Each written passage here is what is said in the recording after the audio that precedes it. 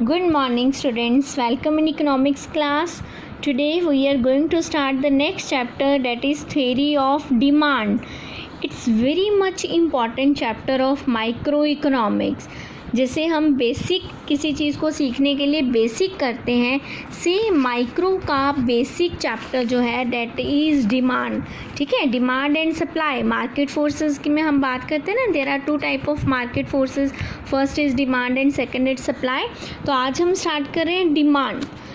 Demand in ordinary language, desire and demand are use the interchangeable.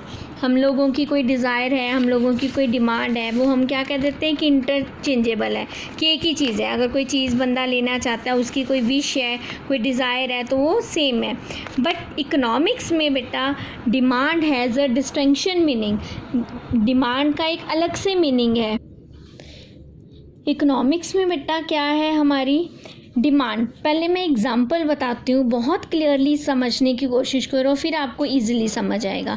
देखो, एक होती है बेटा हमारी डिज़ायर. डिज़ायर का मतलब होता है, डिज़ायर मीन्स कि हम जब कोई चीज़ लेना चाहते हैं.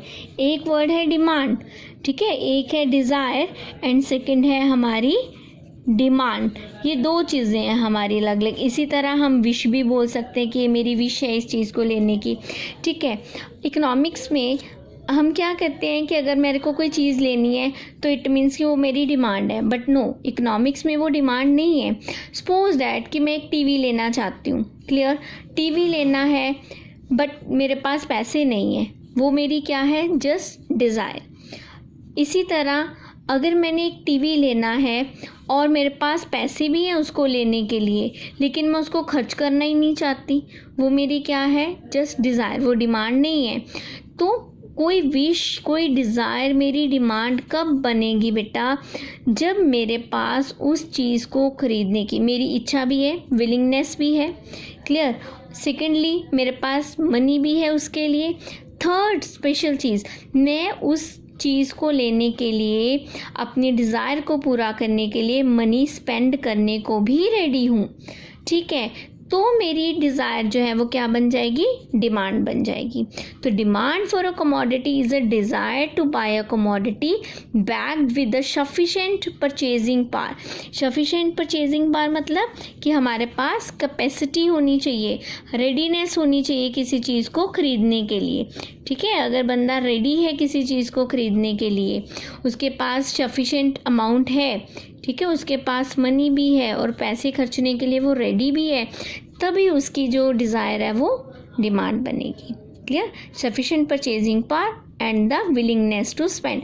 पैसे होना सफिशेंट नहीं है, उन पैसे को खर्च करने के लिए विलिंगनेस रहना भी ज़रूरी है.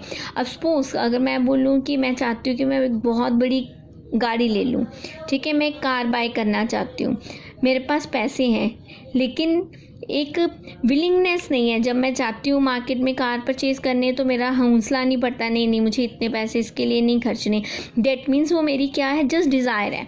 मेरे पास मनी है बट विलिंगनेस टू स्पेंड नहीं है. जब तक विलिंगनेस नहीं है, हम उस रेडी नहीं है उसको ख़रीदने के लिए, अपनी मनी सेक्रीफाइस करने के लिए, तब तक वो चीज़ हमारी डिमांड नहीं होती. फिर दो बेसिक आते हैं, इंपॉर्टेंट लाइन्स है बेटा डिमांड फॉर अ कमोडिटी. ठीक है, इसी तरीके से हमारी नेक्स्ट एक कॉन्सेप्ट हम टर्म्स करें, डिमांड एंड क्वांटिटी डिमांडेड. अब demand for a commodity is always express with the reference to price. जब भी हम डिमांड फॉर कमोडिटी, किसी कमोडिटी की डिमांड की बात करेंगे बेटा, ऑलवेज हम उसको एक्सप्रेस किस में करेंगे, प्राइस में, रेफरेंस टू प्राइस. ठीक. अब सबको पता है कि जैसे जैसे किसी कमोडिटी की प्राइस चेंज होती है, उसकी डिमांड जो है वो भी चेंज हो जाती है. हमारी डिमांड डिपेंड करती है हमारी कमोडिटी की प्राइस पे जो हम लेना चाह रहे हैं. इसी तरह हायर प्राइस होएगी तो डिमांड कम हो जाएगी, लोअर प्राइस में डिमांड हाई हो जाती है. आगे हम इसी को ही पढ़ेंगे एक्सप्लेन में. ये हमारा एक लॉ ऑफ डिमांड है. क्लियर. इकोनॉमिक्स में सबसे बेसिक, सबसे इम्पॉर्टेंट लॉ है लॉ ऑफ डिमांड, जिसमें हम यही चीज़ पढ़ते हैं और ये रियल लाइफ में हम एप्लीकेबल होती भी देखते हैं. जब किसी कमोडिटी की रेट प्राइसेस हाई होते हैं, हम उनकी डिमांड लो कर देते हैं, एंड वाइस वर्सा, जब उसके रेट लो हो जाते हैं हम उसकी डिमांड को इम्प्रूव कर देते हैं, बढ़ा देते हैं.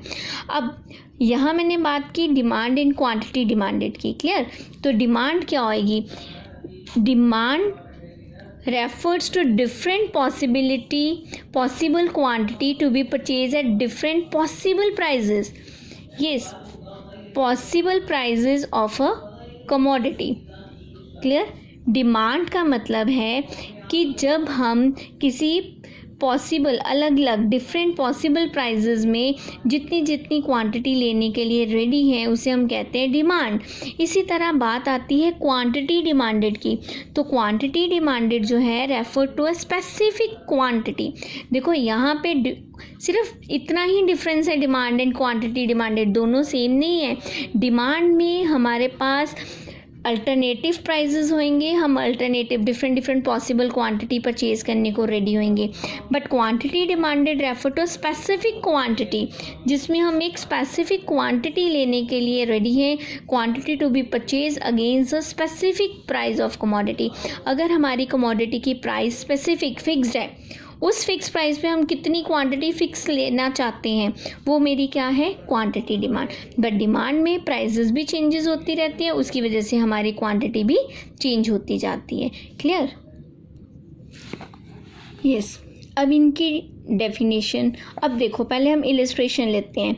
अभी डिमांड एंड क्वांटिटी डिमांड कर रहे थे, वो हम विद एग्जांपल देखते हैं क्या होती है demand. Demand for commodity x, suppose कोई कमोडिटी है एक्स, ठीक है। Refer to say 10 units of X if price of X is 5 per unit, 8 unit of X if price is 6 per unit, 6 unit of X if price is 7 per unit, so on। देखो क्या है कि X commodity के हम 10 unit लेते हैं, अगर उसकी प्राइस 5 रुपीज़ है, 5 पर यूनिट है। अगर उसकी प्राइस बढ़ के 6 रुपीज़ हो जाती है, हम यूनिट कम कर देते हैं, हम 8 यूनिट प्रेफर कर लेते हैं। अगर उसकी प्राइस बढ़ के 7 रुपीज़ हो जाती है, हम उसकी क्वांटिटी और कम कर देते हैं, हम 6 यूनिट को प्रेफर करना शुरू करेंगे। मीन्स प्राइजेस जैसे जैसे चेंज हो रही है, हमारी डिमांड भी चेंज हो रही है। ना तो यहाँ पे एक स्पेसिफिक प्राइस है, फिक्स प्राइस नहीं है, ना ही क्वांटिटी फिक्स है, ठीक है। अल्टरनेटिव प्राइसेस होती है, अल्टरनेटिव केसेस पे हमारी डिमांड चलती है। Same quantity demanded of commodity X refer to 8 unit of X if happen to be 6 per unit. हम अगर हमारी कमोडिटी की प्राइस फिक्स है, ठीक है, हमें पता है कि हमारी कमोडिटी की प्राइस जो है वो 6 रुपीज़ पर यूनिट है, तो हम उस पर 8 यूनिट प्रेफर करते हैं। ना तो प्राइस में चेंज आ रहा है नेक्स्ट फ्यूचर में या प्रीवियस में, ना ही हमारी क्वांटिटी डिमांड में चेंज आया, ये भी फिक्स है, ये भी फिक्स्ड है। That is called quantity demanded. Definition इसकी इम्पॉर्टेंट है बेटा, वेरी मच इम्पॉर्टेंट है, वेरी इंपॉर्टेंट। 2 मार्क्स के लिए आती है, अदरवाइज वैसे भी अगर इसका 4 मार्क्स का या 6 मार्क्स का क्वेश्चन आता है तब हमें we have to write the definition exactly. Demand refer to a different possible quantity of commodity that the consumer is ready to buy at different possible prices of that commodity। देखो इसमें commodity की quantity भी fix नहीं है, वो भी different possible quantity होती है, प्राइस भी फिक्स नहीं है, वो भी डिफरेंट हो सकता है पॉसिबल प्राइजेज़, यानी कि इसमें कोई भी हमारी चीज़ पर्टिकुलर स्पेसिफिक नहीं है। क्वांटिटी डिमांड में हमारी डिमांड भी फिक्स्ड रहेगी, स्पेसिफिक रहेगी। क्यों स्पेसिफिक रहेगी? क्योंकि हमारी क्वांटिटी डिपेंड करती है प्राइस पे और वो हमारी स्पेसिफिक है। क्लियर? नेक्स्ट आता है बेटा डिमांड शेड्यूल। डिमांड शेड्यूल सबसे पहले शेड्यूल क्या होता है? शेड्यूल बेटा एक टेबल को बोलते हैं।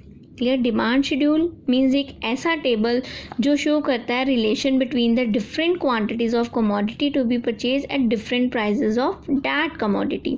Yes exactly. देखो डिमांड शेड्यूल एक ऐसा टेबल है जो हमें बताता है कि डिफरेंट प्राइजेस लेवल पे उस कमोडिटी की क्वांटिटी कितनी डिफरेंट होएगी। ऑब्वियसली प्राइस चेंज होएगी तो क्वांटिटी चेंज होएगी। ये चीज़ जिस टेबल के द्वारा शो की जाती है, प्राइस और क्वांटिटी डिमांडेड, जिस टेबल के द्वारा इनका रिलेशन जो शो किया जाता है, that is demand schedule. Clear? 2 तरह का होता है demand schedule, individual demand schedule and market demand schedule. Individual demand schedule refer to the demand schedule of an individual, यानी कि एक इंडिविजुअल बायर या कंज्यूमर की मार्केट में अलग अलग प्राइजेस पे क्या डिमांड क्रिएट हो रही है, उस टेबल को शो करने वाले टेबल को हम क्या कहेंगे, individual market schedule, individual demand schedule. It means ये क्वांटिटी शो करता है कमोडिटी की, जो कि एक इंडिविजुअल बायर के द्वारा अलग अलग डिफरेंट पॉसिबल प्राइजेस पे डिमांड की जाती है at a point of time. ठीक है, अब जैसे हम इसकी एक एग्जांपल लेते हैं, हमें प्राइस दी है एक्स की, आप ध्यान से देखोगे हमारी प्राइजेस इंक्रीज़ हो रही है। अगर कमोडिटी की प्राइस 1 रुपी थी तो एक कंज्यूमर एक्स कमोडिटी, हमने इमेजिन करी है गुड्स एक्स, कोई भी कमोडिटी है उसका नाम एक्स है, अगर प्राइस 1 रुपी है तो हम उसके 4 यूनिट ले रहे थे। अगर प्राइस इंक्रीज़ होकर 2 रुपीज़ होगी, हमने 3 यूनिट लेने शुरू किए। इसी तरह प्राइस इंक्रीज़ हुई, 3 यूनिट हुए, हमने उसकी क्वांटिटी कम करके 2 यूनिट कर दी। जैसे जैसे प्राइस इंप्रूव हो रहा है, 4 रुपी पे हम उसका 1 यूनिट ले रहे हैं। इट मीन्स ये बताता है इन्वर्स रिलेशन को। किन में इन्वर्स रिलेशन है, प्राइस और क्वांटिटी में। जैसे जैसे प्राइस हमारी इंक्रीज़ हो रही है, क्वांटिटी हमारी डिक्रीज़ हो रही है। इसी तरह जैसे प्राइस डिक्रीज़ होएगी तो वैसे वैसे हमारी क्वांटिटी इंक्रीज़ होती जाएगी। अगर मैं इसको रिवर्स में देखूँ ना, देखो मेरी प्राइस, अगर मैं उल्टे रिवर्स करके इसको रीड करती हूँ, प्राइस पहले 4 थी, क्वांटिटी 1, प्राइस गिर के 3 होगी, क्वांटिटी बढ़ गई, प्राइस 2 रुपीज़ होगी, क्वांटिटी 3 रुपीज़ होगी। इट मीन्स इन्वर्स रिलेशन है इनके बीच में। आगे आ जाता है सेकंड टाइप पे है मार्केट डिमांड शेड्यूल। ये पहले मैंने इंडिविजुअल करवाया, एक सिंगल, कोई भी इंडिविजुअल, कोई भी एक सिंगल बायर्स। ठीक है, अब इसी तरह in the every market there are several consumer of commodity. Market में तो कमोडिटी के बहुत सारे कंज्यूमर अवेलेबल होंगे। मार्केट डिमांड शेड्यूल जो है वो रिप्रेजेंट करता है demand for commodity for all the consumer in the market. Market में जितने भी कंज्यूमर है उस किसी कमोडिटी को लेके, उन सब की डिमांड को जो है वो शो करता है। यानी कि different quantity of commodity which a consumer intend to buy at different possible prices। अब देखो हम इसमें देखते हैं कि इसमें मैंने हम एज्यूम करके चलते हैं कि जितने भी मेल हैं बेटा वो सारे के सारे मैंने ए में ले लिए। ठीक है, सारे मेल, पूरी सोसाइटी में जितने मेल हैं वो मैंने ए, कंज्यूमर ए मान लिया। जितनी फीमेल्स हैं मैंने उनको सबको क्या मान लिया, कंज्यूमर बी मान लिया। अब कमोडिटी की प्राइस है, सपोज कोई कमोडिटी 1 रुपी की है, तो मेल उनकी डिमांड कर रहे हैं 4 यूनिट, फीमेल के द्वारा उनकी डिमांड आ रही है 5 यूनिट। दोनों को कंबाइन करेंगे तो मेरे पास क्या आ गया, 9। यानी कि मार्केट में जितने भी कंज्यूमर हैं, चाहे वो मेल है या फीमेल है, उनके द्वारा जब प्राइस किसी एक्स कमोडिटी की 1 रुपी है तो उसके 9 यूनिट डिमांड किए जा रहे हैं। क्लियर। इसी तरह जब प्राइस इंक्रीज़ होकर 2 रुपी हो गई तो एक कंज्यूमर, जिसे हमने मेल इमेजिन करा हुआ है कि मेल हैं सारे के सारे एक कैटेगरी में, उनकी तरफ से डिमांड डिक्रीज़ होकर 3 रुपये हो गई। इसी तरह फीमेल को रिप्रेजेंट करने वाला सेक्शन कंज्यूमर बी जो हम लेके चल रहे हैं, उनकी डिमांड भी डिक्रीज़ होगी 4। इसी तरह अगर हम देखेंगे कॉन्टीन्यूसली, जैसे जैसे प्राइस इंप्रूव हो रही है, हमारी ए कंज्यूमर की तरफ से भी डिमांड डिक्रीज़ हो रही है एंड बी कंज्यूमर की भी डिमांड जो है वो कॉन्टीन्यूसली डिक्रीज़ हो रही है। तो जब हम इनको प्लस करी जाएंगे ए एंड बी को, तो मेरे पास क्या आ जाएगा, मार्केट डिमांड आ जाएगी। 3 रुपये पे मार्केट डिमांड कितनी है, 2 + 3 5। 4 रुपये पे मार्केट डिमांड कितनी है, 1 + 2 3। क्लियर। इसे बोलते हैं market demand. Market demand consumer में जितने भी अवेलेबल हैं कंज्यूमर होते हैं, उन सब की तरफ से it's sum total of the demand by the all the consumer और बायर्स इन द मार्केट, जो रेडी है कमोडिटी को डिफरेंट पॉसिबल प्राइसेस पे लेने के लिए। क्लियर। ओके, थैंक यू बेटा, वेलकम।